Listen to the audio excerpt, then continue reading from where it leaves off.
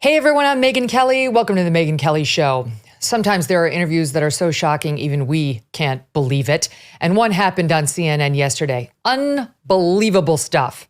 Christiane Amanpour has apparently been hired by the Palestinians to make sure that every piece of, quote, journalism she puts out has their spin on it. That's presumably how she got the interview with the Queen of Jordan, Queen Rania, who I have met before. They celebrate her over here in America because she's incredibly beautiful, and we want to believe that she's pro-Western, and this is somebody we could work with on policies, she and her husband. It's a no. Okay, she's been long admired by so many people here who don't apparently tune in for her real thoughts on things like dead Israelis. She's known for her beauty, her Western fashion sense, and she is absolutely gorgeous on the outside. On the inside, she showed a different story. She unloaded in this interview, revealing what she really thinks about Israel, Gaza, and those of us outside the Middle East, through her friends in the West in there, just for good measure.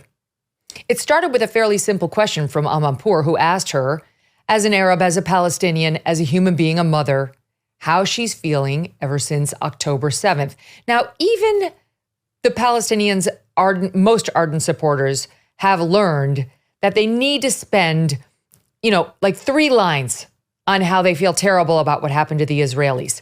That would be a good place to start. The innocent lives lost in Israel, and then maybe you pivot to the innocent lives lost in Gaza. That's not exactly what happened.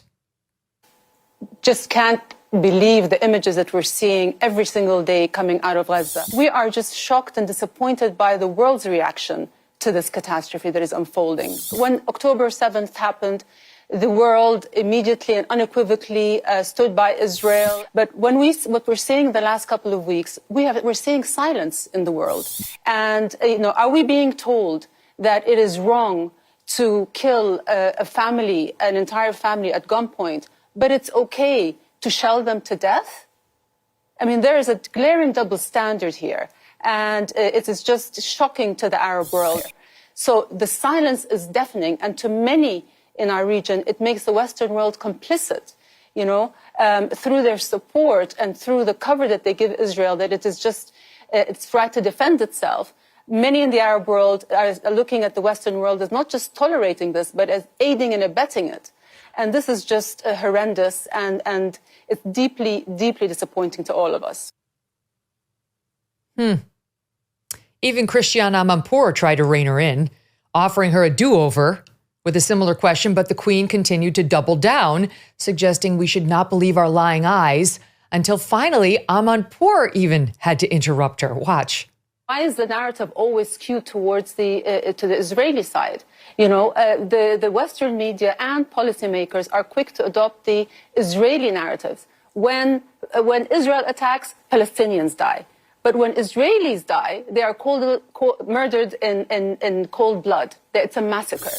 When the President of the United States is told that he has seen evidence of children beheaded, only to retract because the IDF said that there's no proof of that.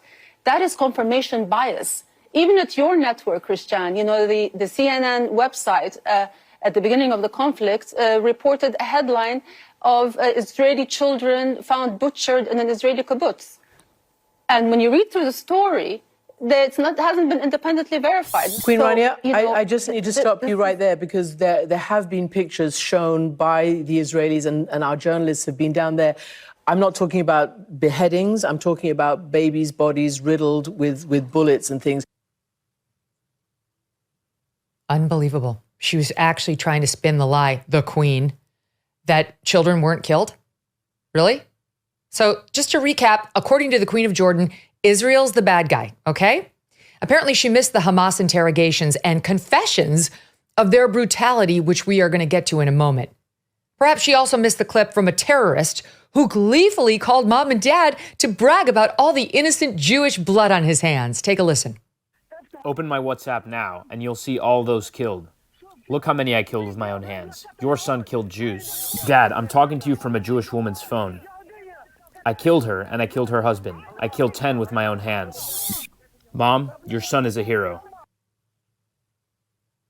My God, obviously we dubbed that over with the translation. Joining me now to discuss it all, Dr. Gad Saad, professor of marketing at Concordia University up north at our evil top hat, Canada, as Michael Knowles called it, and host of the Saad Truth. Hey, subscribe to the show on YouTube and follow me on Facebook, Instagram, and Twitter. If you're like me, you're growing more and more concerned about the future. If you want to protect your future, consider the precious metal dealer American Hartford Gold. They can show you how to protect your savings and retirement accounts by diversifying your portfolio with physical gold and silver. All it takes to get started is a short phone call, and they will have physical gold and silver delivered right to your door or inside your IRA or 401k. And they keep it simple. This is the highest rated firm in the country with an A+ rating from the Better Business Bureau and thousands of satisfied clients. And as an exclusive offer for our fans, if you call them right now, they're going to give you up to $1,500 of free silver and a free safe, too, on qualifying orders. So don't wait. Call now. 866-518-2955. That's 866-518-2955. Or text Megyn, that's MEGYN, to 65532. Again, that's 866-518-2955. Or text Megyn to 65532. Gad's Jewish and grew up in Lebanon, and we've talked before, Gad, about what that was like and the persecution that you suffered and your parents suffered. I've been following your Twitter account very closely these past couple of weeks. It's been truly horrifying. There's a lot to go over, but can I just get your reaction up top to the reaction from the Queen of Jordan, as if Jordan has some clean history when it comes to dealing with the Palestinians? Yeah, well, thank you for having me back on, Megyn. Great to be with you. And you've been doing a great job the past 2 weeks. So thank you for your support to the Jewish people. Look, of course, it doesn't surprise me because what the Queen is doing there is Mideast Logic 101, right? I recently coined the term amnesia of causality. So I received tons of emails from people saying, why is it that the Jews are mercilessly attacking the Gazans? Why are they doing this? Oh, I don't know. Could it be because of October 7th? So there's literally an amnesia of causality when it comes to being able to ascribe any relationship of cause and effect. Newton's laws simply cease to exist. That's Mideast logic. It's impenetrable. And that's why I tweeted the tweet that I did a few days ago that went viral, where I'm feeling very, very pessimistic about the state of the world. I definitely want to talk to you about that. I'll give you one example of a reaction to the Queen. Ariel Davidson, she's been very good on all these issues, tweeted out, then open Jordan's borders, Queen Rania. Let Palestinian refugees in and let Israel destroy Hamas, right? She won't. Jordan won't open up the borders. And that was conveniently sort of glossed over by her. She offered some one-line excuse about why her husband won't do it. She said, well, his refusal was really about the Palestinians not being forced to move again, and they don't want another mass displacement. Okay, those who are civilians and don't want to be on the receiving end of Israel's response, they would love to move again. I'm sure a lot of them would love to move right into Jordan, but she and her husband won't let it. Then Ariel continues, punchline, she won't. In other words, she's not going to open the borders. Her husband won't. Palestinian civilians appear more valuable to the Arab world as human shields and agitators than they are as human beings. It's grotesque, but now you can see it. I mean, she's exactly right. They are useful, I don't want to say idiots, they're useful patsies. Yeah, pawns, exactly, pawns for the greater Arab game, which is to make Jews the devil at all costs. And if Palestinian children need to die, the rest of the Arab world seems just fine with that. Indeed. Look, this whole conflict has very little to do with actual land disputes. And let me contextualize why I'm saying this by a few personal stories. I may or may not have discussed with you those stories in the past. When I was 5 years old, living in Lebanon, Gamal Abdel Nasser, who was the pan-Arabist Egyptian president of Egypt at the time, passed away. And at his death, there were huge demonstrations and protests like we're seeing today all over the West, where they were lamenting and mourning his passing in Beirut, outside of my home. And the screams that you could hear were death to Jews. Now, we weren't Israelis, we were Lebanese. We had nothing to do with the death of an Egyptian president. Why was the reflex to say death to Jews? And my mother said, don't show your head, coward. I was a 5-year-old boy. When I was about 8 years old, the teacher said to the students in my class, get up and say what you want to be when you grow up. So one person gets up and says, I want to be a soccer player. I want to be a doctor. I want to be a policeman. A friend of mine who played soccer with me all the time, with whom I've grown up, got up and said, when I grow up, I want to be a Jew killer, to everyone's rapturous laughter and clapping. Now, what you saw with that clip with the guy saying, Dad, I killed those 10 Jews, that was the kid that was my friend in 1974, 73. So it is an endemic, genocidal, existential Jew hatred. Now, is it that every single Muslim hates Jews? Of course not. Most Muslims are lovely and nice. But is there something in the doctrine of the faith that says that you must hate the Jew? Nothing could be clearer, Megyn.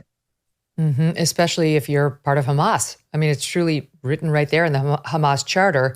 And yet we still get this never-ending, you're going to bargain, you need to talk with them, you need to come up with this two-state solution. Okay, good luck talking to those people. We all know that's not going to happen. I mean, one of these guys, and again, the Queen apparently missed this. One of these guys apparently, when he was interrogated by the Israelis, talked in great detail about what it was he did. And it's amazing how this just gets glossed over by people like the Queen of Jordan, who's obviously agenda-driven, but we're trying to work with Jordan. It's unbelievable. We're trying to work with Jordan and Egypt and Turkey. Okay, yeah. In any event, here's how he described what he did on October 7th. It's Saad 7. The orders regarding civilians was killing the men, capturing the women, the elderly, and the children. Cleanse the houses and kidnap as many as possible. In Gaza, whoever brings the kidnapped or captures gets a stipend, an apartment, and $10,000. They took out a young girl, about 15 or 16. The young girl stood, and they took a selfie with her. Some of them said to shoot her. Others said, don't shoot her, kidnap her. I shot an old woman. We set a house on fire, 2 houses on fire. There was a body on the floor near the door of the house with 2 to 3 bullets in the head. The head was exploded. There were bullets in the chest, at the top. I shot her in the back. People in the safe room closed the door. They said to people inside, open and get out. They were scared and didn't want to get out. Somebody set a piece of fabric on fire and said, we'll choke them with smoke. The battalion commander says, kill, stomp on their heads, chop off their legs. Hamas became ISIS. ISIS burns, beheads, and butchers. Hamas became ISIS. It's things a person doesn't do. Beheading people. Having sex with dead bodies. Meaning the body of a dead young woman. And things like that happened? Yes. Meanwhile, Gad, what we got from Queen Rania was, we condemn the killing of any civilian, Palestinian or Israeli. That's Jordan's ethical and moral position, and it's also the position of Islam. Islam condemns the killing of civilians, and then again goes back to how wrong Israel is here. I mean, Islam may condemn the killing of innocent civilians, but the Muslim Brotherhood didn't get the memo, the Islamists didn't get the memo, and Hamas definitely did not get the memo.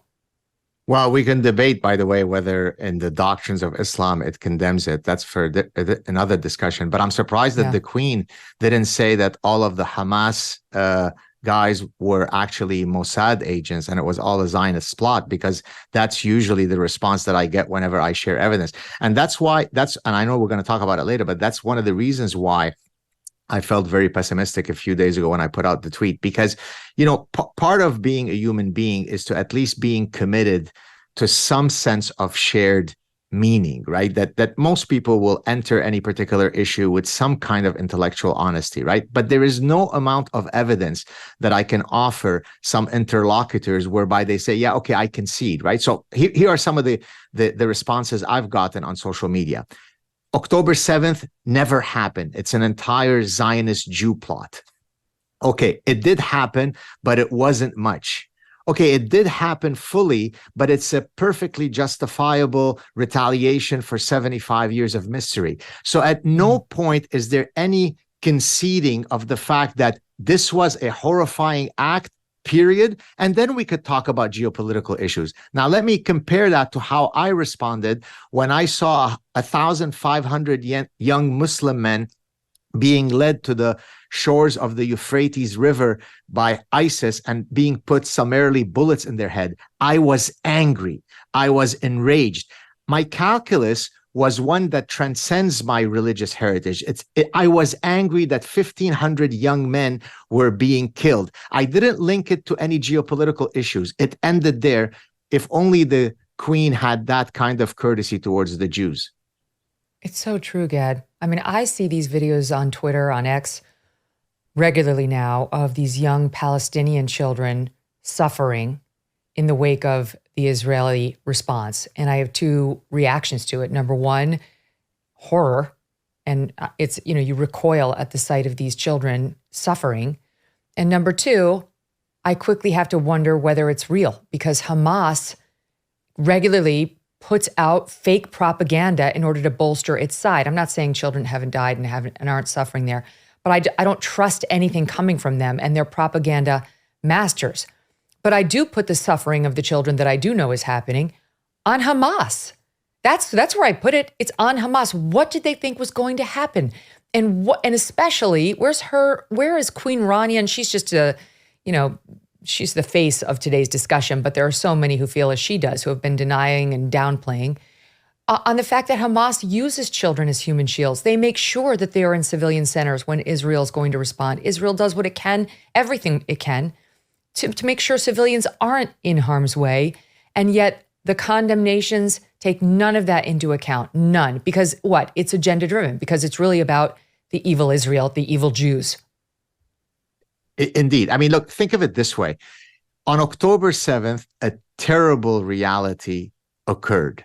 So at that point, you would think if there ever was an event that might galvanize global support for the Jews, that would be the event, right? 1,400 plus people were murdered, raped, butchered, decapitated. We can debate about the exact numbers. But yet what has happened since that day? It has galvanized Jew hatred. That's why I became pessimistic, because there is no cause and effect relationship. You would think most decent people, notwithstanding that they may have different positions on the geopolitics of Israel versus Palestine, could take the individual event of October 7th and say, no, that's beyond the pale. As a human being, I'm going to condemn it, period. Nothing else stated. Well, in the past 2 weeks, we've only seen a growing rise of Jew hatred.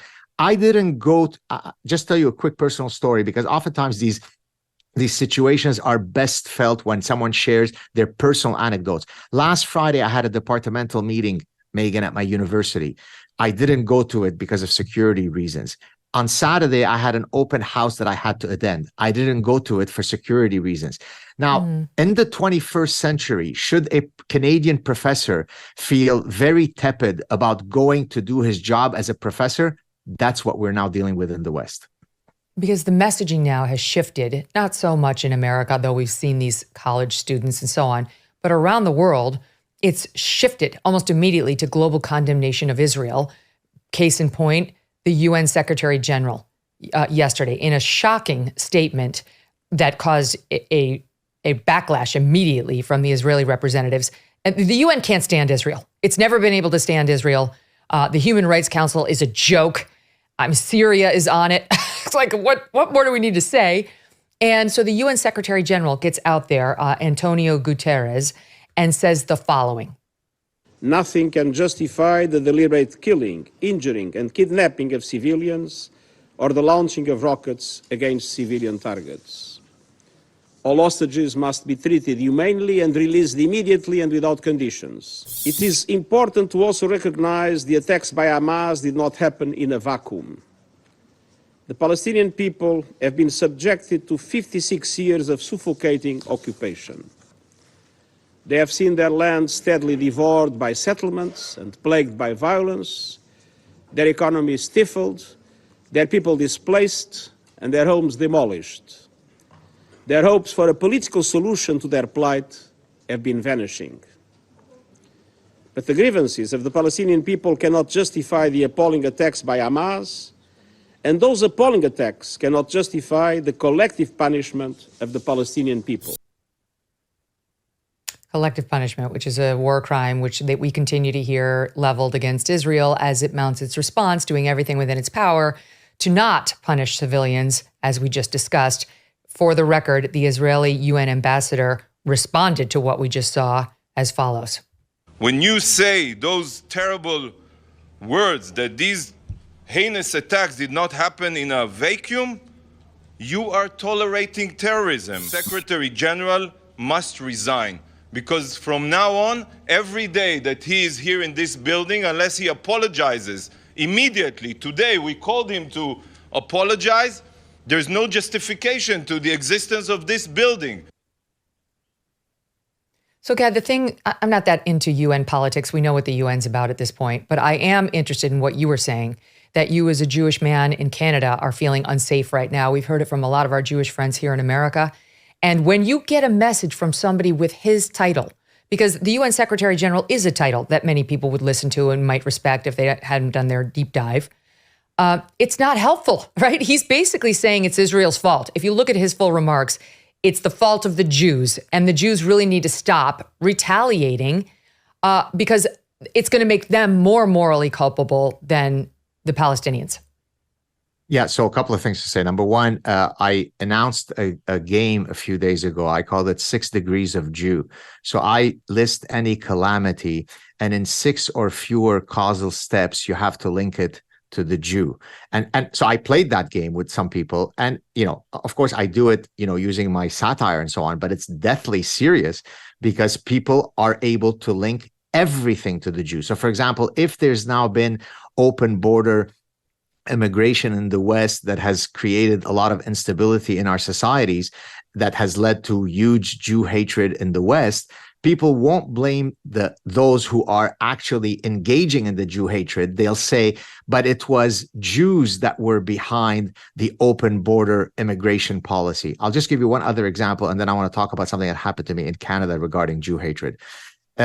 There's been, as you probably know, Megyn, in Britain, a industrial scale level rape of young British girls up and down England. And 99% of the ones who were engaging in these noble acts of undocumented lovemaking were of one particular faith, right?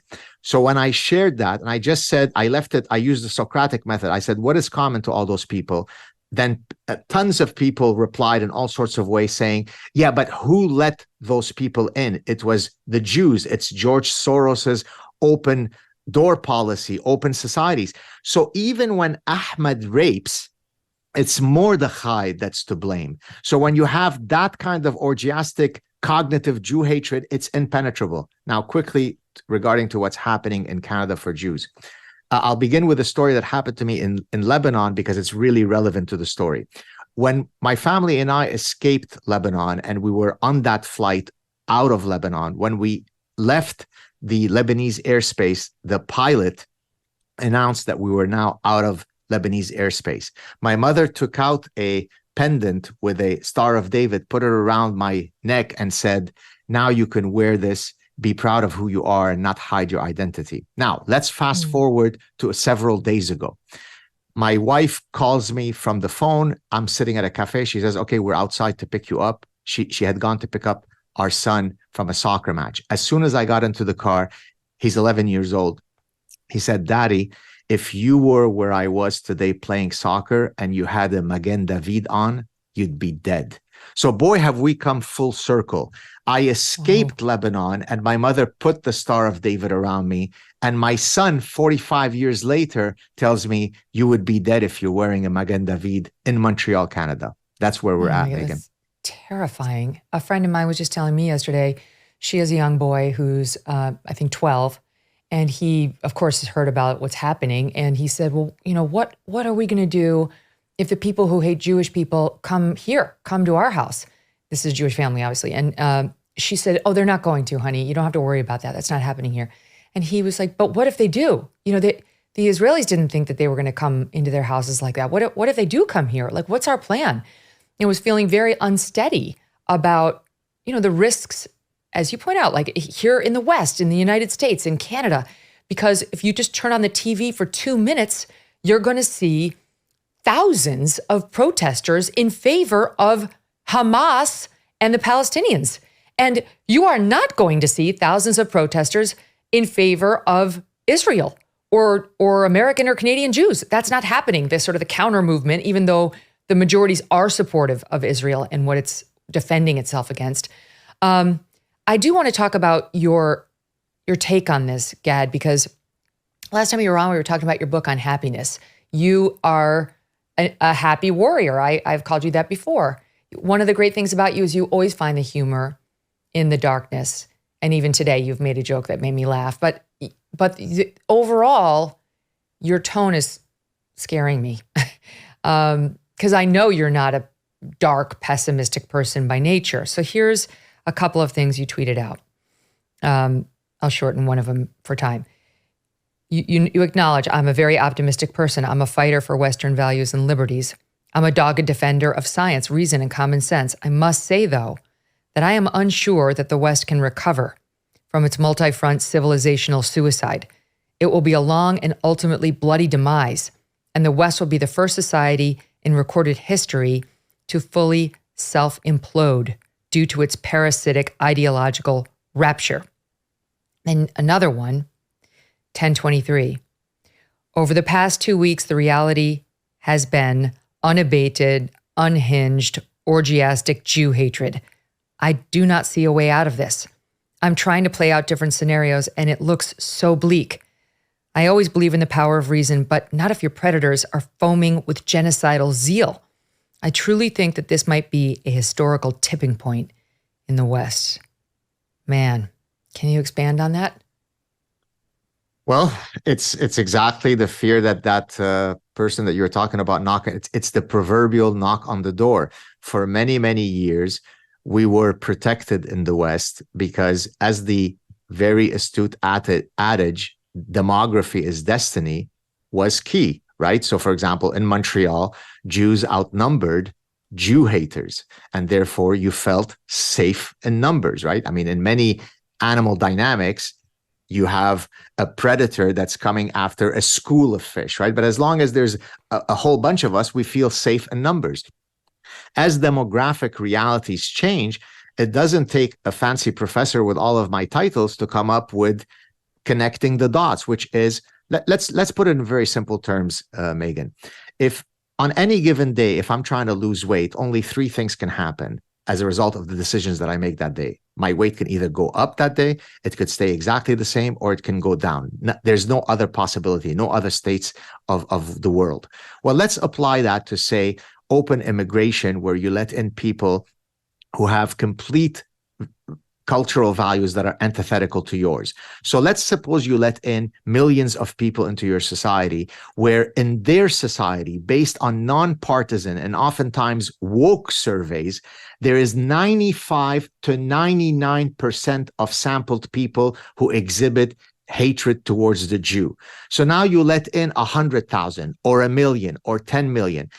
Only 3 things can happen in the host society. It either increases Jew hatred, it doesn't alter the level of Jew hatred, or it decreases Jew hatred. So now everybody is contacting me, including some of my super progressive, smart, liberal Jewish friends, saying, oh my God, we should have listened to you. You were right. Well, but yes, you should have listened to me, because it doesn't take a rocket scientist to recognize that if you're going to let in people who don't share your moral compass, your cultural values, you're going to have trouble. That's not an indictment to every single person of that culture, but cultures have values. Some of them are congruent with ours, others are not. So the quicker we get out of our parasitic ideological rapture, the quicker we can intervene and try to fix the problems. I'm afraid, though, that the West is going la la la.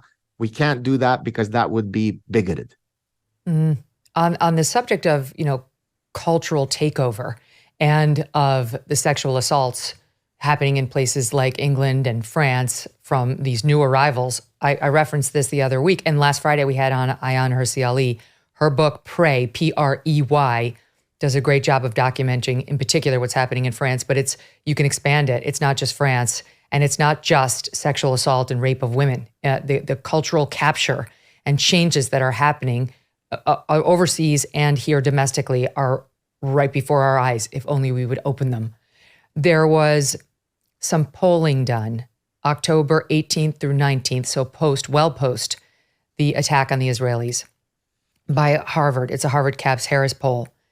I've got to go through some of these numbers with you because they bolster your point. But they're still alarming, Gad. They're still alarming. So they polled a bunch of different people, 2,100 registered voters, and they give you numbers of overall, but they also zero in on 18 to 24-year-olds.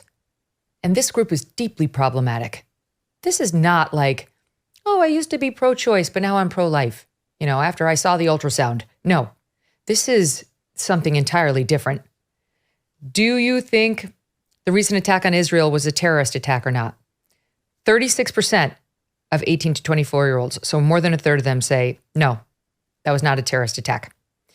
In general, in this conflict, do you side more with Israel or Hamas? 48% side with Hamas, 52% Israel. It's basically half of 18 to 24-year-olds side with Hamas. The questioners did not even say the Palestinians. They used Hamas. And this group said, yep, we're with them. Do you think the Hamas killing of 1,200 Israeli civilians can be justified by the grievances of Palestinians or not justified? And the majority said it can be justified. 51% said it can be justified by the grievance. 51%. So a majority showed that, yeah, they thought it was justified. More think it is than think it was not. I could keep going. The numbers are incredibly alarming. Overall, the numbers are still good. They're not perfect. They're not amazing, but they're still in like the 86% of overall think it was a terrorist attack. 83% of overall think the terrorists did kill Jews. Hamas did kill them, and that it is a true story. But I mean, the amount of bias, failure to understand what the news is reporting and whether it's accurate it's truly dangerous, Gad. Yeah, therein lies the darkness of the tone of that tweet that you kindly read, right? Look, I'll even make it more alarming for you. I just did a few days ago a clip on my channel that very much speaks to the ideas in the parasitic mind. Anna Epstein, a university student at Boston University, was caught. Oh, do you want me to hold off? Yeah, yes. I'll play it and then you react to it. So She's a Jewish person. We actually originally ran this clip believing, because it was originally posted with a label, that it was from NYU. It wasn't. It was from Boston University. Exactly. And we saw women pulling down the posters of the hostages and then scurry off.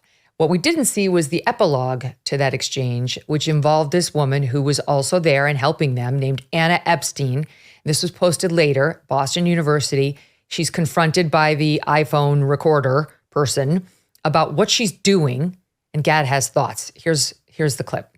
People are killing innocent civilians. They killed friends of ours, families, people here are affected directly, and you guys are denying it, taking them out, spreading hate, encouraging anti-Semitism.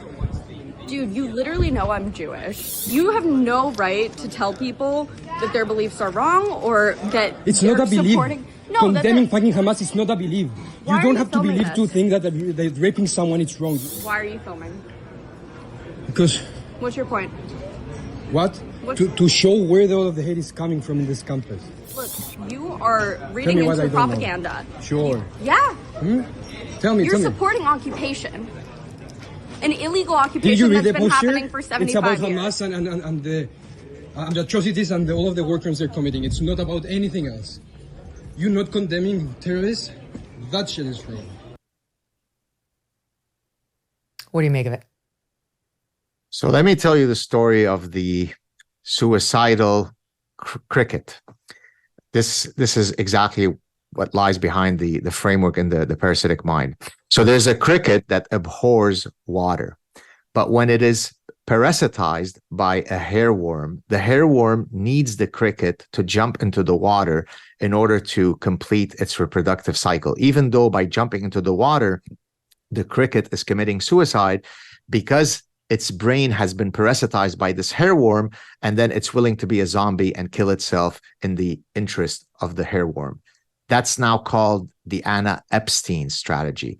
Anna Epstein is a Jewish woman. If Anna Epstein had had the misfortune of being in one of those kibbutz, she would have been raped, sodomized, burned, and then killed. So then she wakes up on a given day, I don't know what day that was filmed, at Boston University, and says, here's a great idea to show the street cred of how progressive I am. I stand amongst my Hamas brethren.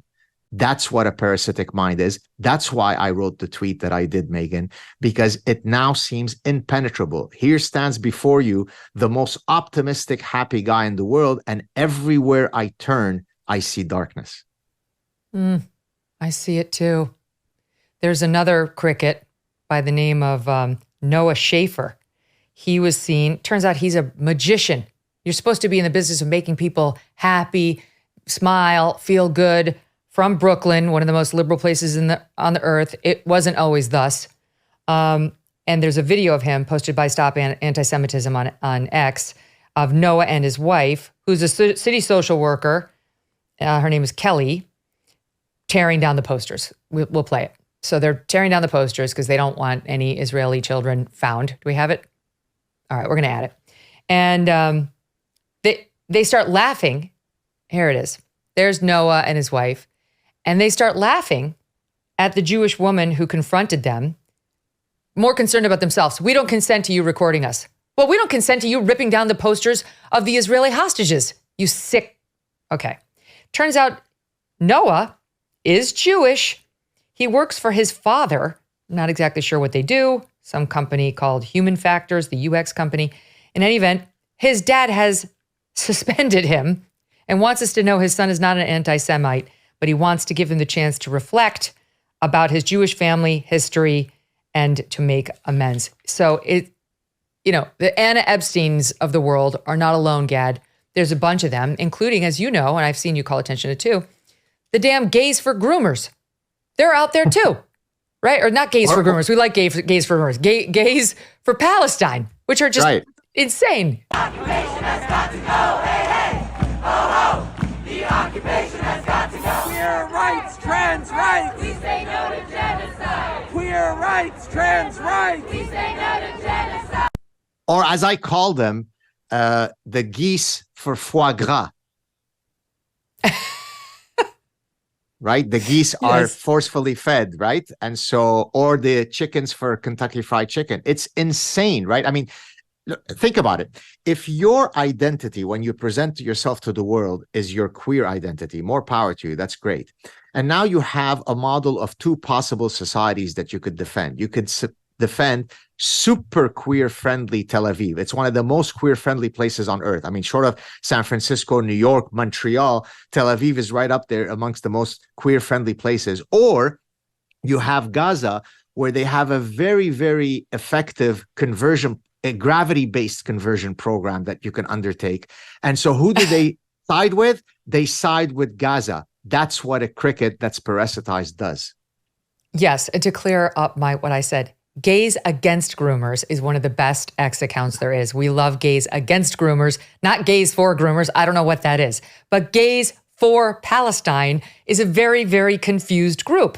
And on Monday night in New York City, we saw, I guess, an offshoot, Queers for Palestine march through the city yelling, "Fuck Israel."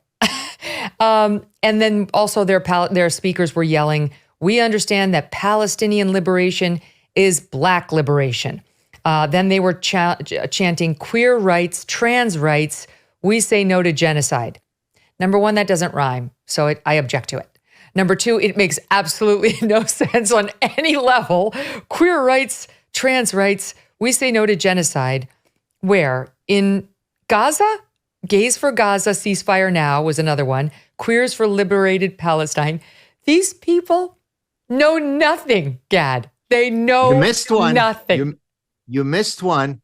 You missed climate justice for Palestine with our mutual mentor Greta Thunberg, right? I mean, when I think of Hamas and Gaza, I think of green marketing. I think of, living, coexisting with Mother Earth. I mean, that's what a parasitic mind is, right? But it shows you that it's just posturing.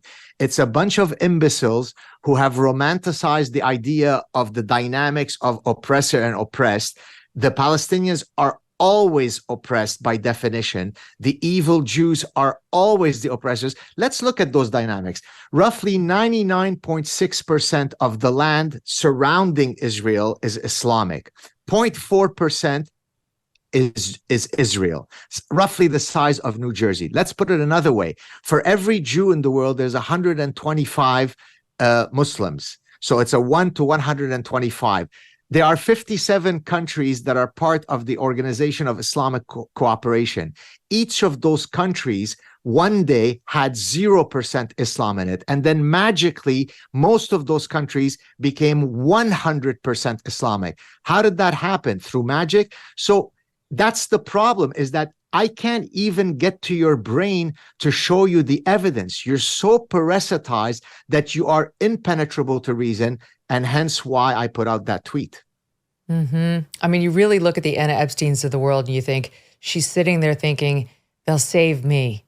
They won't take me because I'm going to show them the tape of how I supported pulling down. I mean, of course it's absurd, but not for nothing, Anna, there were plenty of Jews living on these kibbutzes who were going to the border, getting sick Gazan children and driving them to hospitals so they could be treated. Dialysis and other treatment that they needed. They were letting Gazans across the border to work in their kibbutzes and help and earn a living because they really were hopeful for peace. Many of them are raped and dead now. So good luck on your future hand across the aisle approach. Gad Saad stays with us, thankfully, because we got a lot more to go over. Stand by. Millions of Americans earn and use and love credit card rewards. A few big box retailers want to take those rewards away. That's according to the Electronics Payment Coalition, a sponsor of today's episode. Rewards that you may want to use on your groceries, your school supplies, cash back that you may be getting to save on gas or grow your small business, travel miles to make memories. The so-called Credit Card Competition Act would eliminate these credit card rewards. No more travel miles, no more cash back. If you want to learn more about it, go to handsoffmyrewards.com. And if you want to help them, tell your legislator to stand up to the retail giants and support consumers and small businesses. Before we leave the subject of Gays for Palestine, got to spend a minute on Megyn Rapinoe. Megyn Rapinoe, who has said absolutely nothing about the massacre of 1,400 to 1,500 Israelis, has now posted something asking for money for Gaza. This is where her focus went. She's married to, in a gay marriage no less, an Israeli American with Jewish heritage, but her sympathies lay with Gaza. And she also has a BLM profile picture on her Instagram homepage, the same group that came out with its paragliders celebrating the invasion and the mass murder in Israel. This is somebody who has got sponsorship deals with Subway, Samsung, Victoria's Secret, Google, Visa, Hulu, Body Armor, and other major companies. And apparently will get away with all of this because what she's really focused on is not those pesky dead Israelis. She's just going to skim right over this because as a gay, she sees where the real human rights violators are. Yeah, Rapinoe, it's as if she wakes up in the morning and says, whatever issue that is up for debate, she chooses to always be grotesquely and maximally on the wrong side of every single possible issue.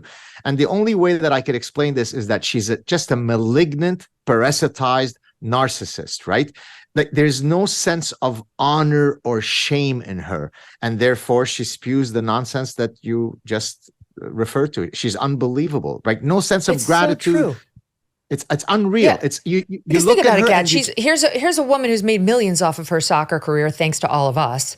And when she's leaving the game, does she reach back and say, I'm going to watch out for the girls coming up behind me who are powerless in terms of their voices? No, she says, men, you're welcome to play against women in our sport as long as you declare yourself female. You're in. And screw anybody who says that this is a problem.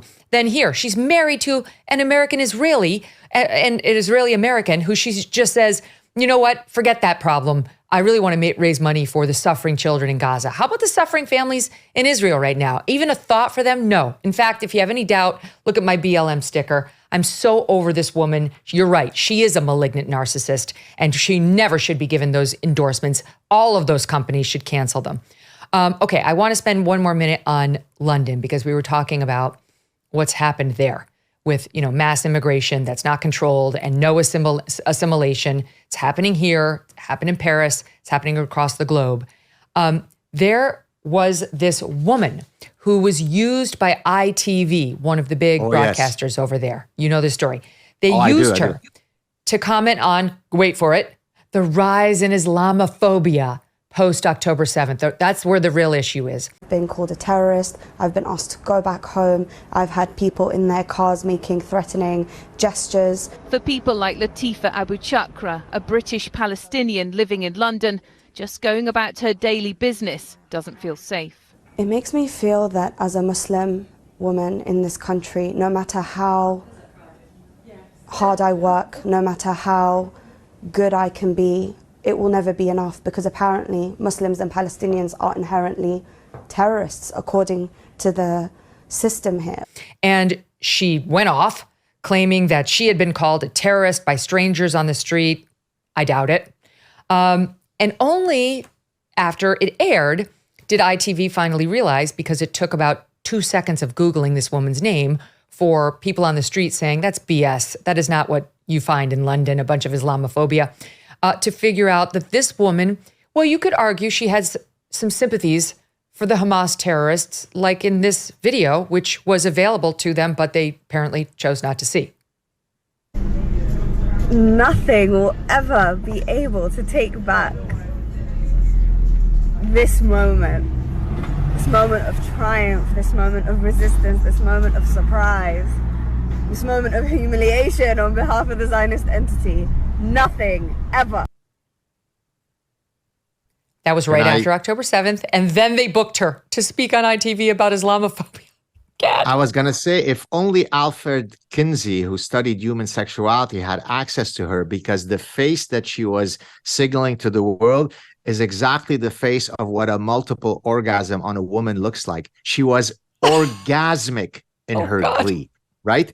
It is unbelievable, right? No human being could, but by the way, that's part of the problem with the West, is that they don't recognize how that mindset works. It's just, whereas for me, it's so easy to see because I grew up with this nonsense. So there you have it. That's what an orgasm looks like. She loved every second of the mass murder of children, as long as they were Israeli and Jewish. And I mean, now ITV has been forced to respond. And their statement is, we are investigating concerns that were raised about one contributor. Okay, good luck on your investigation. It's kind of over, ITV. You don't need to investigate. Once you see that clip, you're good. It's time to move on. Well, all you need to do is say you're sorry and then never book her again, and maybe be slightly more skeptical about claims of Islamophobia in the immediate aftermath of a terrible attack on Jews. That's the story. They don't get it because they too have been parasitized. Is that the right way? Parasitized. Parasitized. Okay, I think I got it. I like the cricket. That works for me too. They're not the only ones, of course. The news coverage has been absolutely dreadful throughout this thing, Gad. I mean, we've seen example after example of it. And I wonder whether you think, like, how much do you think that's driving things like the numbers in that poll we just took of the 18 to 24-year-olds? Well, it's a multi-pronged problem, right? So if you go to the university, you're also being taught that. If you turn to your elementary school, you have Islamophobia Day, not Jew Hatred Day.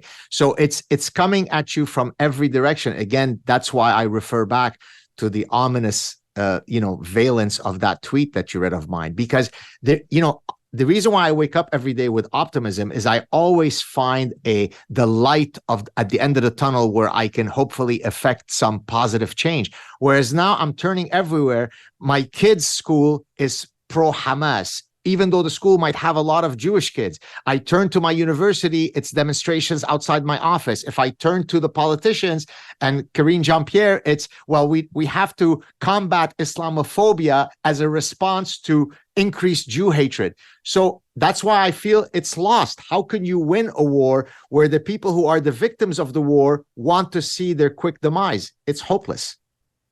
No, it can't be. It can't be. We have to find a way. We have to find a way to get through to them. There are some promising signs, which we'll talk about. Stand by. More with Gad right after this. I want to tell you about my new sponsor, C60 Power. C60 Power says it can help to increase energy and mental clarity by neutralizing oxidative stress and the toxic free radicals that contribute to aging. If you have not heard of carbon 60 before, it's also known as C60, which C60 Power says is a powerful, naturally occurring, Nobel Prize-winning antioxidant that works at the cellular level. Now, not all producers of C60 are created equal. It's very important to go for high-quality, 99.99% pure C60, they say, and that you do not accept any cheap knockoffs. Many people who consume just a teaspoon a day of C60 Power as part of their morning routine say they note an increase in energy and mental clarity within 30 days of daily use. If you feel like you're slowing down, you could benefit from more energy and mental clarity, and you're ready to kick brain fog to the curb, who isn't? You can visit shopc60.com and use the code Megyn10 for 10% off your first order. That's shopc60.com, promo code Megyn10, or just click the link in the description for shopc60.com. So, Gad, on the subject of the media, there was a report by NPR in Boston. They used a professor from Northwestern University, specifically their Qatar branch. Didn't realize we had that, but we do. Professor at Northwestern University in Qatar, Professor Khalid Haroub. And again, this aired on Boston's NPR. And they decided to get his thoughts on this whole conflict, only to later find out that this person too, just like the other lady we just showed you from ITV in London, has got a bit of a problematic past in commenting on Israel and Palestine. And even in the wake of this attack on October 17th, said the following in an interview with, quote, The Print. Listen to Saad 12. The main story that kind of dominated the media, global media. First, Western media. It was led by Western media, and it became the narrative. Hamas beheaded 40 babies. Hamas raped women. Hamas killed civilians. Yeah. Unfortunately, the rest of us, they will take the cue from that narrative. Now, after 2-3 days, there was no proof whatsoever. And yet the damage has been done. And everywhere until today, as I follow, people still buying the stories of, babies and women raping and all of that. Now, based on this, my question to everyone, what are the evidence? The source of this is Israel. I have doubt. I am not defending, not apologizing, but I am being careful and say there is a need for more examination to say what is happening exactly. We need to see things. So this guy, Northwestern professor, doesn't believe it happened. Doesn't believe in the atrocities that happened in Israel. Gets put on NPR. Then he gets put on CNN. CNN has no problem with his past comments. Just Google the guy. It's so obvious. You got to be careful. CNN puts him on too. And now Northwestern comes out and says, oh, you know what? This should not be interpreted as the university's official stance. But we firmly support academic freedom and freedom of expression. It's the same playbook we've seen time and time again. All these universities, which you've been speaking out about for years, have finally found their commitment to free speech as their professors come out to say, there were no raped women, there are no dead children, where's the proof? And then go back to teaching our children. Since he's so much into media integrity, how does he feel about the Israel bombed the hospital? Because that seems to have been nullified as a false original story. They don't accept that. Rashida Tlaib doesn't accept that. Guys like this don't accept that. They still want an investigation, Gad. They want probably by the UN. They want the UN guy. Sure, I'm sure how that's going to work out. It's just, but see that again, that's where my pessimism comes up. My optimism comes from the fact that I believe that most humans have the capacity to rise above tribalism and use their cognitive reasoning to come to truth. But now I'm seeing that it really is maybe too much of an optimistic position, because and I've tried to engage some of these people both privately and publicly, and once they are fully parasitized by their hatred to the Jew, it's impossible to connect with you, right? So, for example, they say, well, the Holocaust happened, but it was 30,000 people. It wasn't 6 million people. And so there's always some equivocation. You can't simply say episode X was dreadful, period. So yes, maybe they killed some babies, but they didn't decapitate them. And if they decapitated them, it wasn't 40. So they always come up with the higher and it was post-mortem. It was post-mortem. So, they had sex with them, but it was after the fact, not while she was alive. Honestly, that's like that's what it's been reduced to. It's absolutely insane. So when you say like you're worried about the future of the West, I mean, you put it more eloquently than I just did. I read the tweet. Like, what do you mean exactly? Well, so let me analogize. You go see your doctor and God forbid he says you've got stage 4 cancer. So you first say, well, there is no such thing as cancer. And then you say, well, if there is cancer, it's the Jews who did it. And if there's a cure for cancer, probably the Jews are not going to share it. And here's what I'm going to do to intervene to deal with my cancer. I'm going to smoke 4 packs of cigarettes a day. I'm going to spend 4 hours in an artificial sunbed. And I'm going to take a deep inhalation in my bag of asbestos. That's what's happening with the West.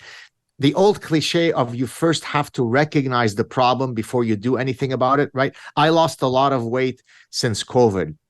I lost it because when my physician said, hey, Gad, you're overweight, you have young children, you need to lose weight, I recognized that Lizzo's comment of healthy and beautiful at any size is not true. And I knew that I had to lose weight. So the West right now is receiving this professor's healthy evaluation, and it's telling you you're not healthy. You cannot coexist with ideologies which, when they become in the majority, the first thing they will do is get rid of all of your liberties.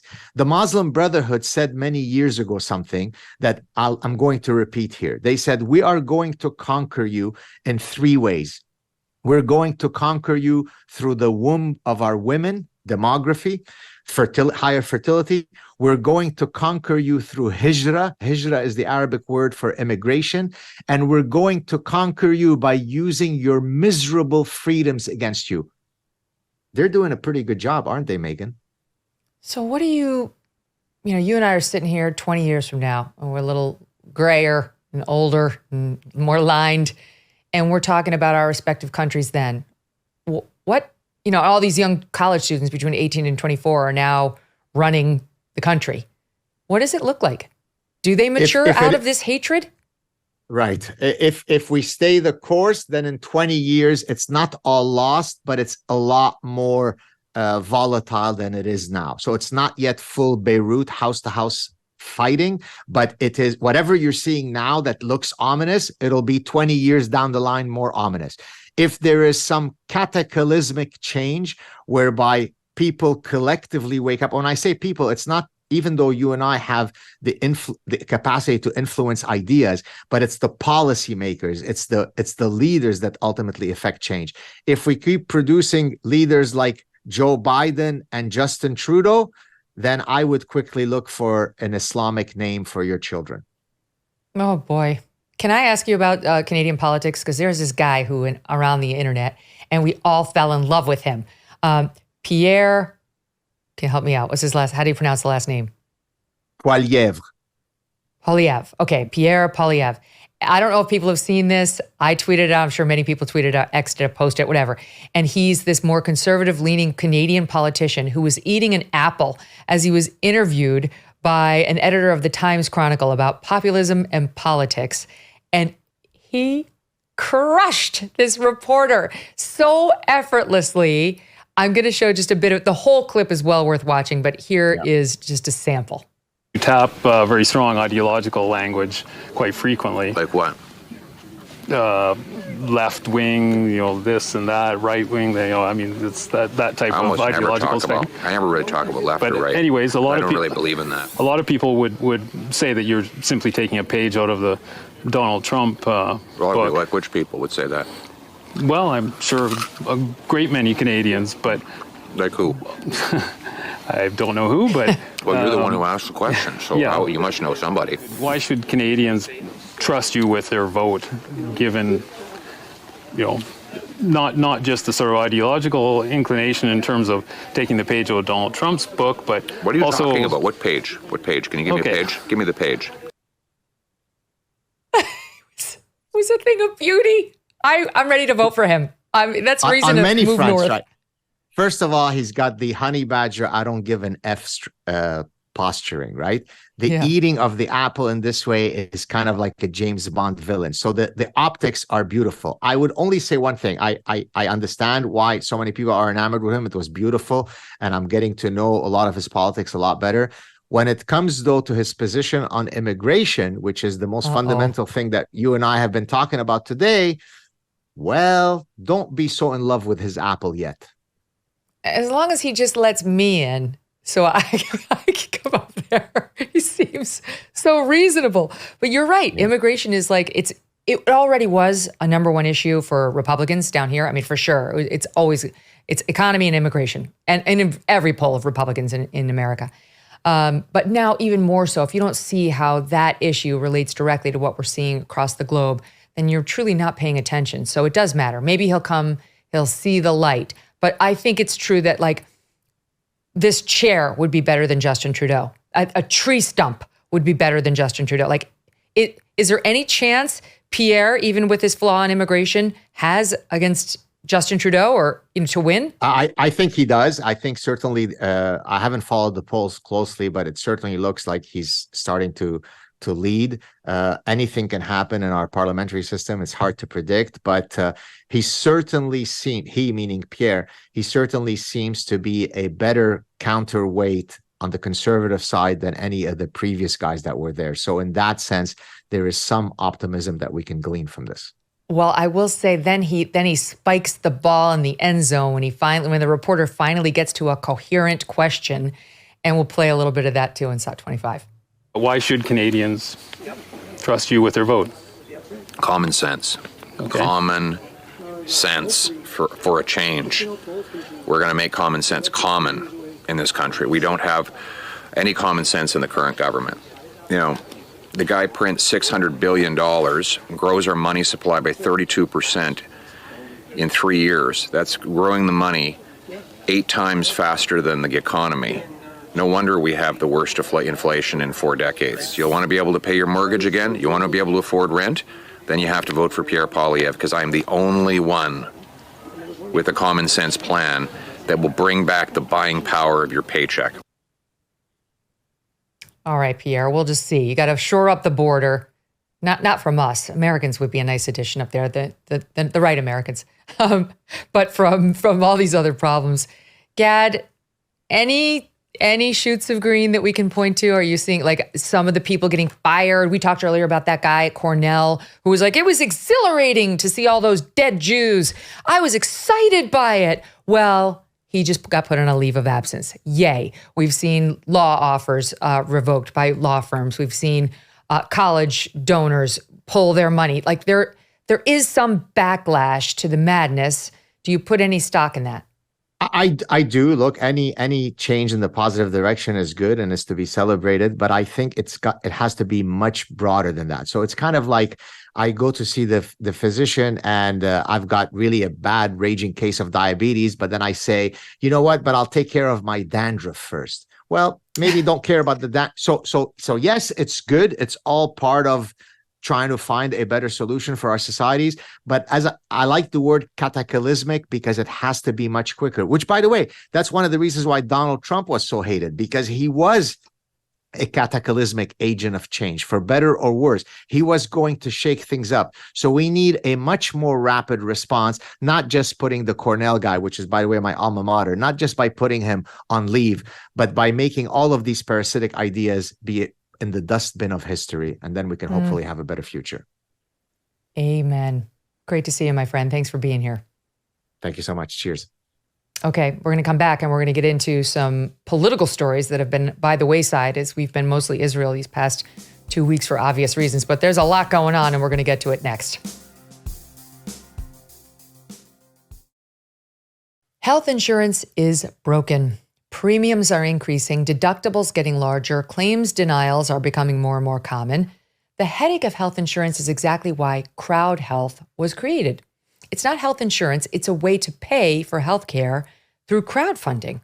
Crowd Health is doing things differently, and they take care of you. If the insurance companies do not give you the peace of mind you need, you could try Crowd Health. That's why your $50 a month membership includes the tools and services you need to get the highest quality healthcare. You'll get access to telemed visits, discounted prescriptions, and so much more. Plus, you will have access to your own personal care advocate. And of course, you will join the crowd, a group of members just like you who want to help pay for each other's unexpected medical events. You could opt out of restrictive health insurance plans and let Crowd Health assist with your healthcare needs. Get started today if you're interested for just $50 a month. Use code MK to try it. Check it out. Crowd Health is not insurance, and learn more about it at joincrowdhealth.com. That's joincrowdhealth.com, code MK.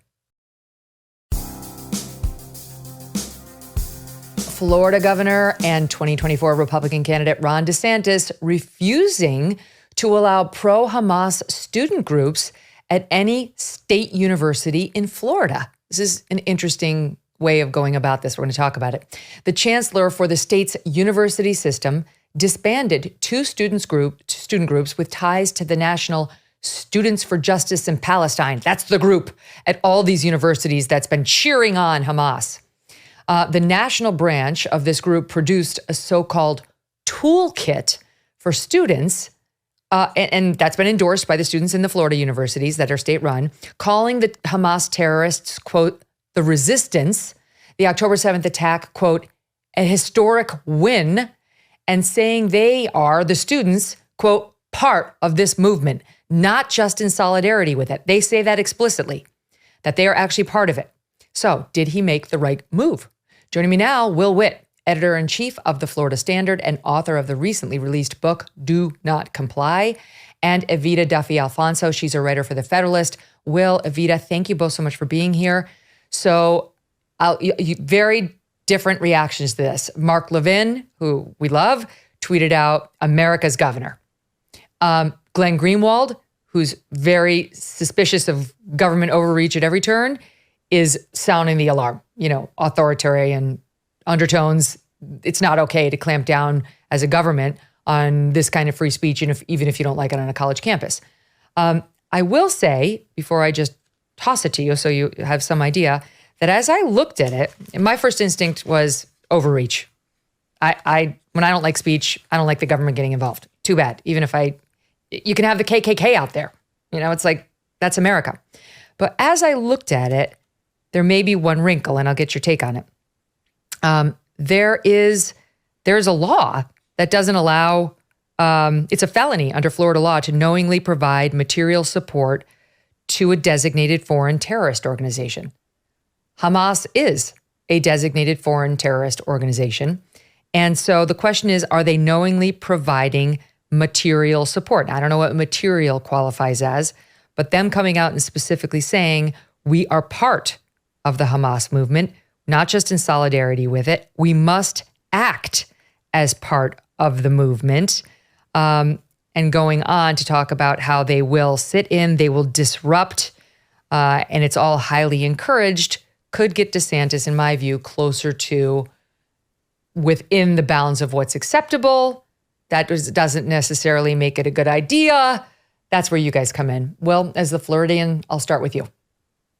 Yeah, I think it's definitely a tough call. You just had actually one of the former Florida Supreme Court justices, who was actually the first Jewish woman to serve on the Florida Supreme Court, come out and also say that she was against this. I mean, you're looking back in history throughout America, looking at Berkeley and, people burning their draft cards and the armbands that were protesting against war. And, a lot of people didn't like these kind of things, but you had the right to say it. Now, look, we're talking about some of these students might say, hey, look, I'm pro-Hamas, I'm with Hamas now and doing this. But in my opinion, if you are still not expressing a direct threat of violence to somebody else, even if you have these ridiculous views, horrible views, I don't think that your speech should be censored. I think that if you have some organization on campus that's being funded by tax dollars that is then funneling money to a terrorist organization like Hamas, yeah, that should be disbanded. But to have any sort of, I would say, repercussions or expulsion or something like that of a student who is just a part of a group, I don't think that that is correct under the First Amendment. And to be honest, it seems like a little bit of an overreach on my part. I think we've overcorrected. And just to be clear, though, they're not being expelled, but their groups are being disbanded. Evita, what do you think? Right. Yeah, it's really tough for me. I think that the student groups are abhorrent. All of the reaction from these student groups has been ridiculous, ahistorical, and completely insensitive. I mean, they were coming out with pro-Palestine, pro-Hamas protests a day after the terrorist attack. But I hesitate to clamp down on these schools. I think what really we should be going after is the institution itself, right? Where are the students learning to act like this, right? Who is the one funneling the tax dollars from the school into the hands of these pro-Hamas student groups? It's the institution itself. And so I think really what we should be saying is let's defund all these schools, all of the schools that are getting these tax breaks on their multi-million-dollar endowments, funds for research, and we don't know where it's going. That's really going to make a real difference, because kids, if you tell them don't do something, they're going to do it anyways, right? If you say you can't have a student group part of the university, they're going to make one on their own outside of the university. I did this with this conservative paper that I started at Chicago, right? I knew that I wasn't going to get approved by the school. And so I started a paper with University of Chicago students, just not affiliated with the university. That's what's going to happen here. And it's not going to get to the root of the problem.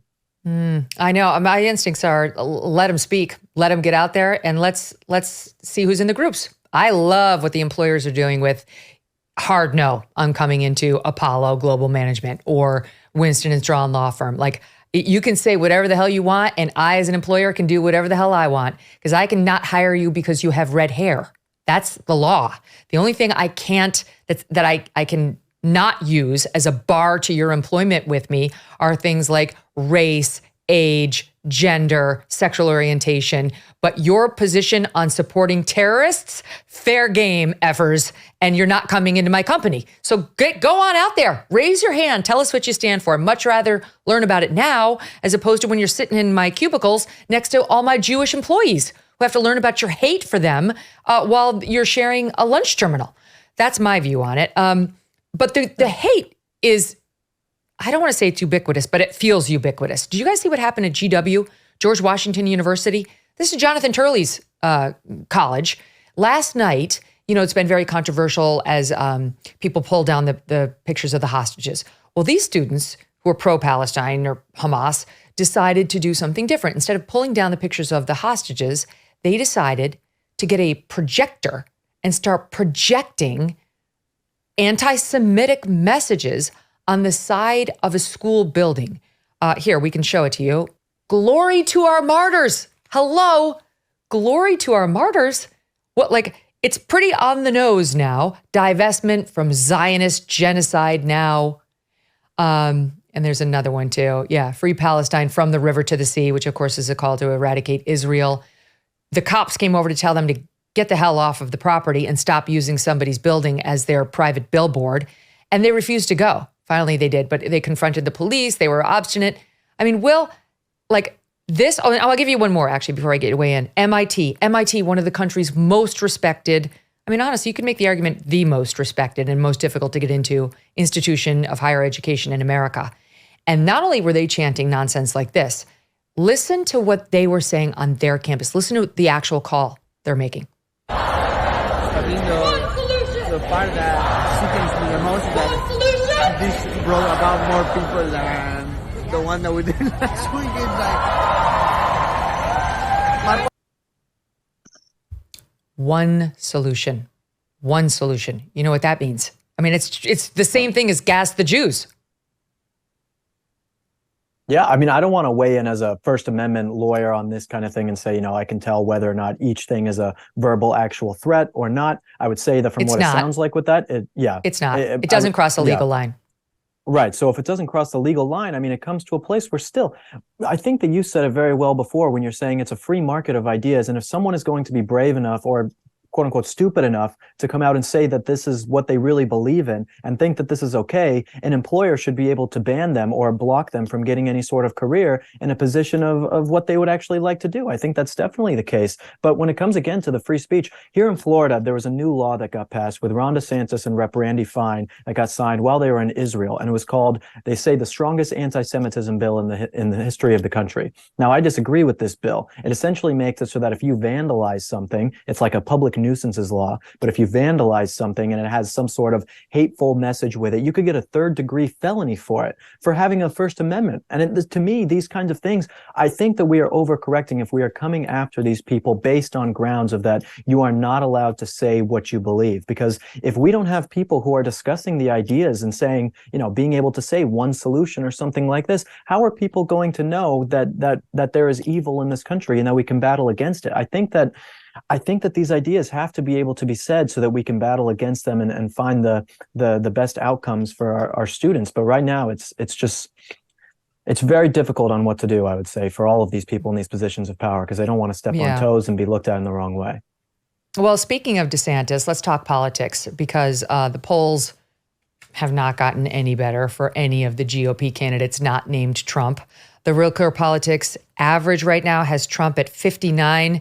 DeSantis remains in second at 13, Haley at 8.3, Ramaswamy down at 4.8. Haley's most recent poll numbers are a little higher, and she and DeSantis are tied in at least one recent poll. Pence, Christie, Scott, nothing to talk about. Before the August 23rd first Republican debate, Trump was at 55, DeSantis was at 14. So Trump's numbers have only gone up since skipping the debates, not to mention all the indictments. He's up 33 over DeSantis in Iowa. DeSantis, the next closest. New Hampshire, he's up 31 over DeSantis. I could keep going.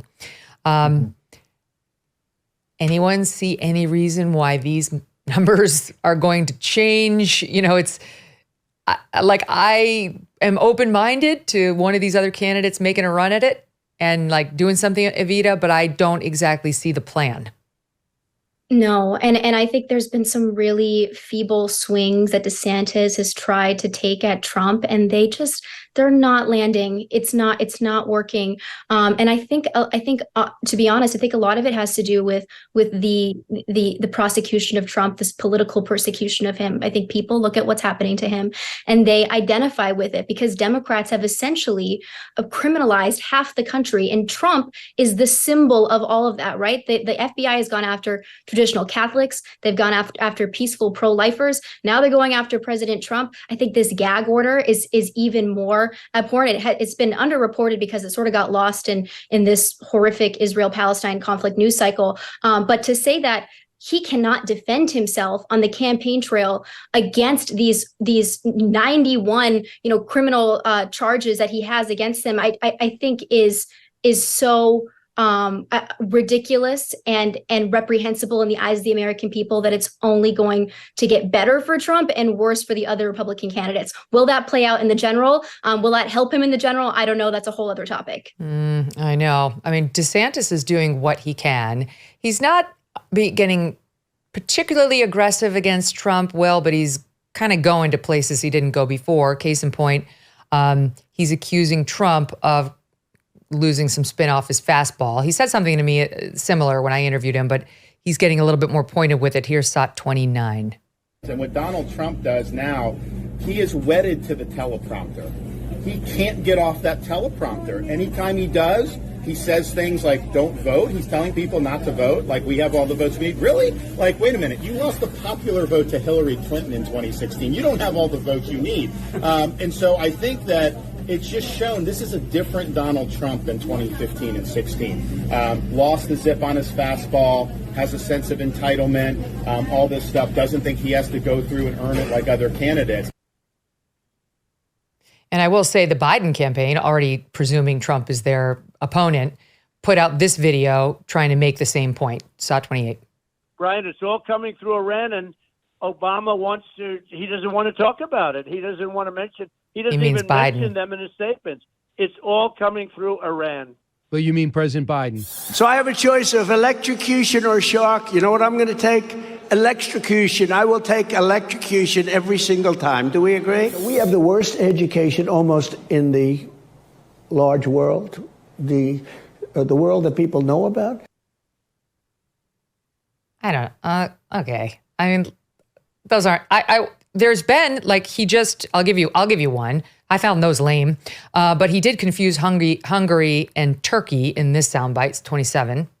Had a lot of the horrible things. The world is exploding. If you take a look, I mean, the whole world is exploding. You know, I was very honored as a man.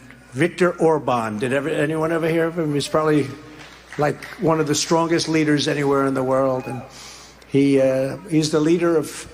Right? He's the leader of Turkey, fronts on both Russia.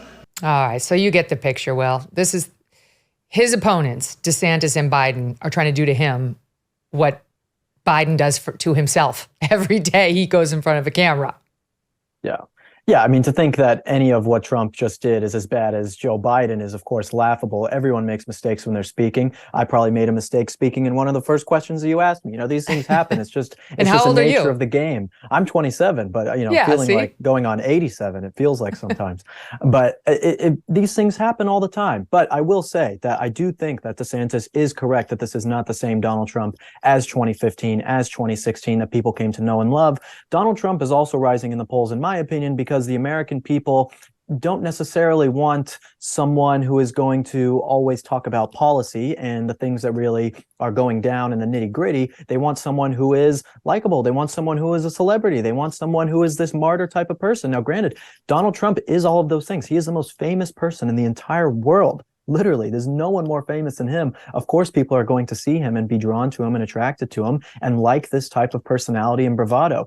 That DeSantis just doesn't have that same type of personality that Donald Trump has. And there's no amount of going to 99 counties in Iowa or visiting New Hampshire and touring with the governor there to get over that. And that's just the case. But I think that if the American people said, listen, this country is in a state of turmoil, and we need to care more about policy and the things that are actually happening and someone who can really get things done, I think they would look to potentially another candidate, because as of now, Trump doesn't seem like the candidate to get things done and has just become someone who is getting persecuted by the government and these other institutions, which is of course wrong, but not someone who I feel like at this point is going to be the one to fix America's decline as I see it. Speaking of decline, Joe Biden, there are a lot of other worse examples, Evita, but he went out to an event. It was at the White House. It was on Bidenomics, which is not working. He's getting crushed in the polls on his economy. Crushed. They should run from this term, but I guess they're just doubling down.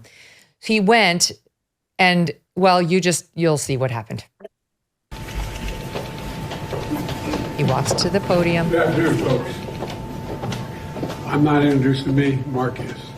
I forgot Mark. I went straight to the podium. I apologize. No problem. Poor Mark. Good afternoon. That's awkward, Mark. It's every day we get something else like this from him. No, and there's a place for people who are in mental decline, and it is not the White House. I don't know how this they call it assisted living. It's getting ridiculous at this point. But part of my reservation with even talking about all of these gaffes, and they're bad, right? And they make us as Americans look weak. They make our country look weak.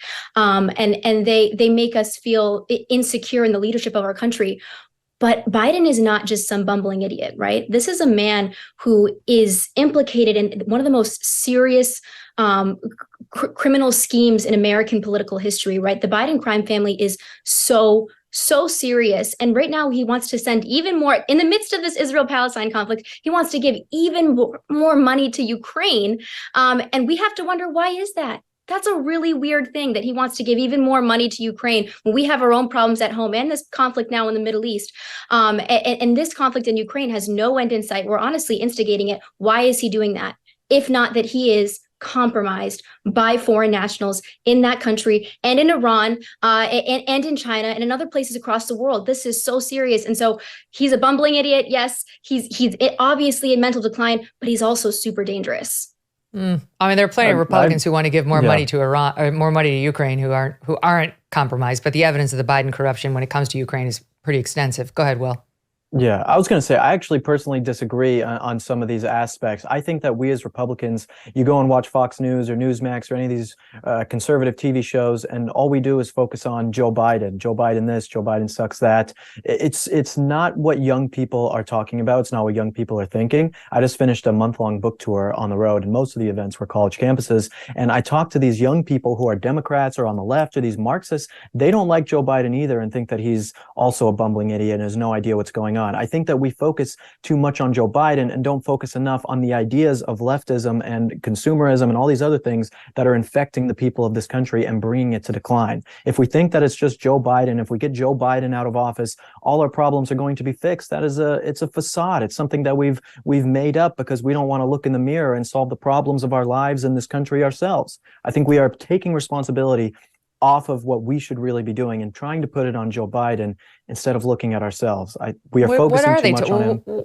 What are the young people talking about?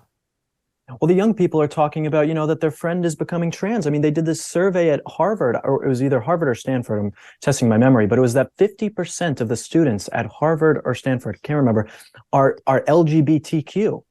That's an impossible number. To think that 50% of these students are identifying with that. These are the things that they're interested in.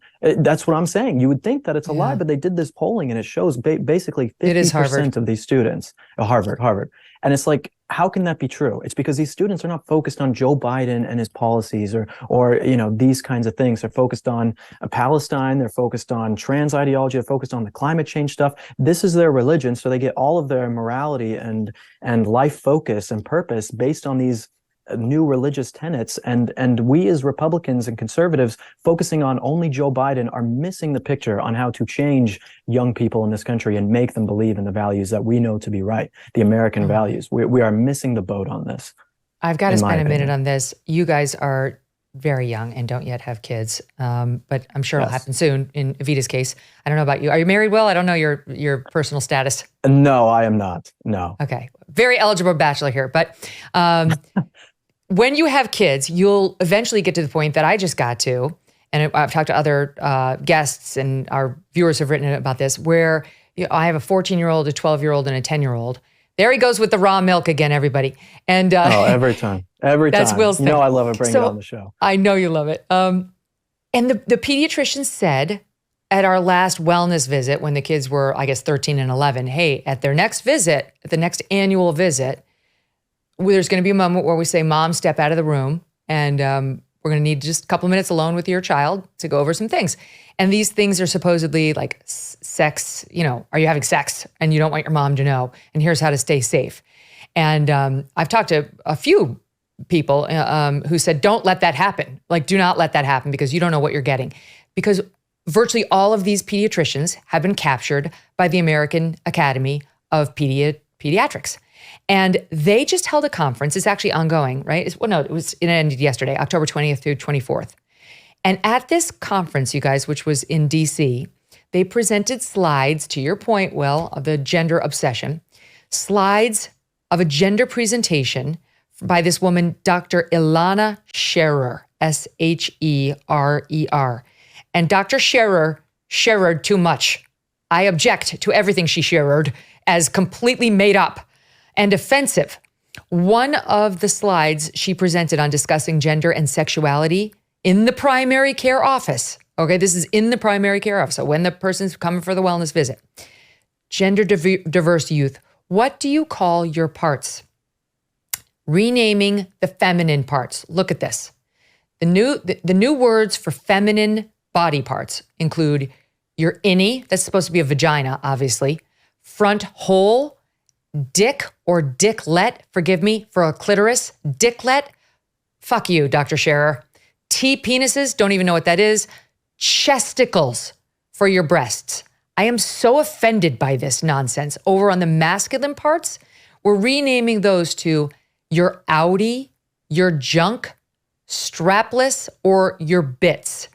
This is disgusting. And here's the addendum. I know, I share your face, Evita. Then they say how to ask teens about sex. They want your pediatrician to look at your kid and say, how would you describe your sexuality? Allow them to self-label or no label. Allow flexibility. Don't assume that LGBTQ identified youth are having sex or that they are only having sex with certain genders, with an exclamation point. Tell me a little about how you have explored sex and intimacy, and then all sorts of admonitions about how we're supposed to be staying open-minded to third genders and so on. This woman, you won't be surprised to hear, was educated at the University of Pennsylvania School of Medicine. Right? They've been all over the news these past 2 weeks. Pro-Hamas, donors pulling their funds. This is insane. This is absolute madness, Evita. No, it is complete madness. I remember when I was younger, probably elementary school, middle school, and the pediatrician would ask to take me out of the room or to ask my mom to leave the room so that they could talk to me alone. And of course, it was probably going to be about safe sex, like you mentioned, Megyn, but my mom always said no.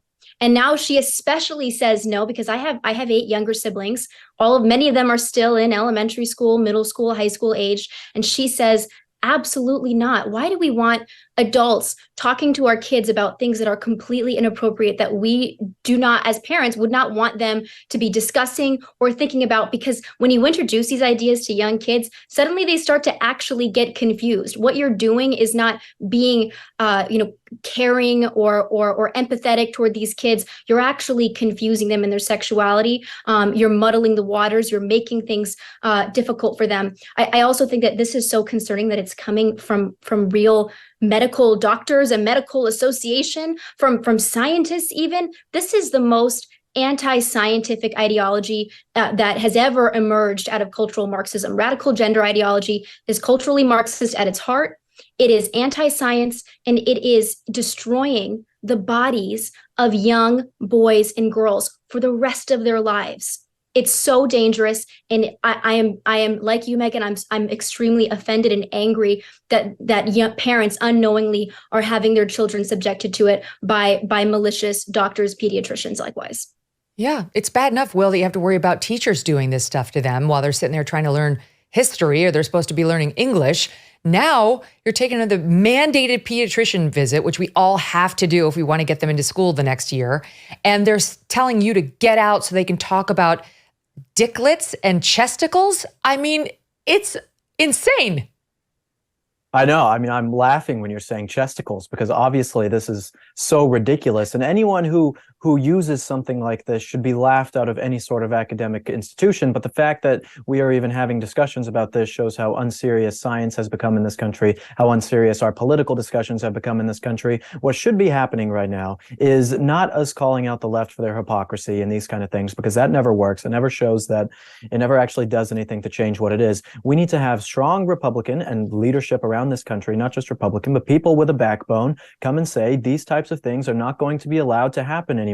Scientific terms exist for a reason, so you can discern and ascertain what the actual truth about someone's medical condition is, or the type of gender or sex this person is. This is why these terms exist, to muddy all these waters and say chesticles and dicklets. I mean, you're undermining what hundreds of years of scientific research has done for human anatomy and humans in general. It really is like they're changing us. This is it toward the transhumanism movement. I had Jennifer Billick on my show recently, and she was saying this whole thing, it's funded by very well-funded and deep-pocketed millionaires and billionaires like the Pritzkers who are making money off of all this nonsense. And it's all a step towards transhumanism, where there's no such thing as female or male anymore, nor necessarily just humans anymore. Everything is robotic and controlled and can be built in a lab. It really does feel like something pushed by the Antichrist. It's very dark. Okay, just letting you know, breaking news, Representative Mike Johnson, Republican of Louisiana, has got 202 votes now for Speaker. He needs 217. It's looking not so bad for him. He might actually get it. I couldn't care less. I don't care. I'm done. whatever. So I guess he'll get it. Nobody's ever heard of him. Good luck. I'm going to do something more important, and that's Britney Spears. Literally, this is more important than the speaker in my mind. I'm so over what's happening, the drama in the Republican House. Britney Spears comes out with this memoir, The Woman in Me. And I think there are actually a lot of life lessons in this thing. A lot of life lessons for people thinking about putting their child anywhere near the entertainment industry. And frankly, it's a manual on how not to raise your children. She reveals she lost her virginity when she was 14 years old. She was drinking with her mother starting in the 8th grade. She was having daiquiris with her mother. Her little sister was drinking too, apparently even at a younger age, White Russians, which they all thought tasted like ice cream. Is it any wonder she wound up as screwed up as she is? She was taking Adderall like it was candy to get high later on. She wound up in taking lithium, which is a very serious drug, thanks to her conservatorship and so on. The dad constantly telling her she wasn't good enough. The love was not unconditional. That even as recently as her big tour out in Vegas, her diet was being monitored. He was always telling her she was fat. She had an abortion at age 19 when she was dating Justin Timberlake, even though she didn't want to.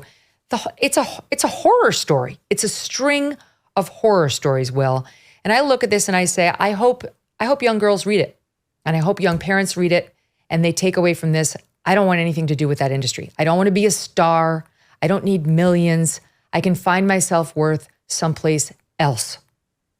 Yeah, outside looking in, you see these celebrities and these types of people, and it always looks so glamorous and beautiful and amazing. It's funny, Britney Spears, when I was a little kid, maybe 8 years old, I had this Scooby-Doo lunchbox, and I'd take all my mom's celebrity magazines and I'd cut out the pictures of Britney Spears and keep them in this lunchbox because I loved Britney Spears. She was my favorite. That's the Toxic adorable. Music video. Yeah, it was quite cute, until you see the recent pictures of her, and I wouldn't cut out any of these and put it in my Scooby-Doo lunchbox. But it's like you look at these celebrities and all this outside looking in, and it seems so amazing of what their lives are. But behind the scenes, I lived in Hollywood, California for 6 years, knowing exactly what is happening in this type of world, and then wanting to get out of it and moving to Florida. And the fact that people want to get into this type of lifestyle just shows how broken our culture is. And then you have people who are constantly talking about these kinds of things and talking about the celebrities.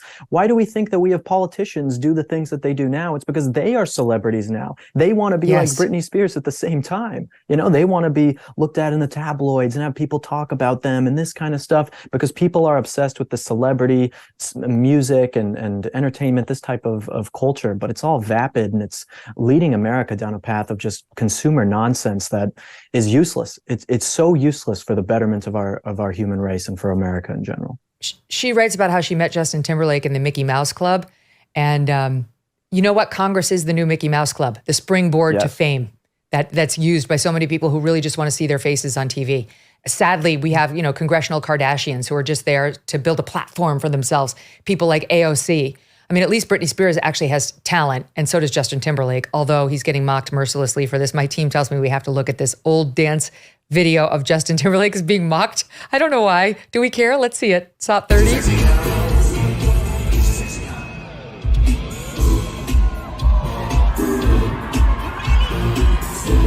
All right. I'm just going to say, Evita, if Doug could dance like that, I would be so happy. I'm not willing to mock this.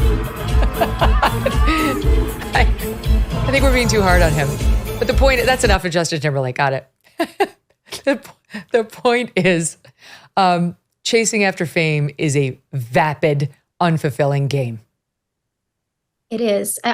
Okay, I don't love the Justin Timberlake video because it sort of was an endearing video, right? That he's kind of awkward at dancing and yet he's a superstar. But I think everybody should, he really came out as the true villain from her memoir.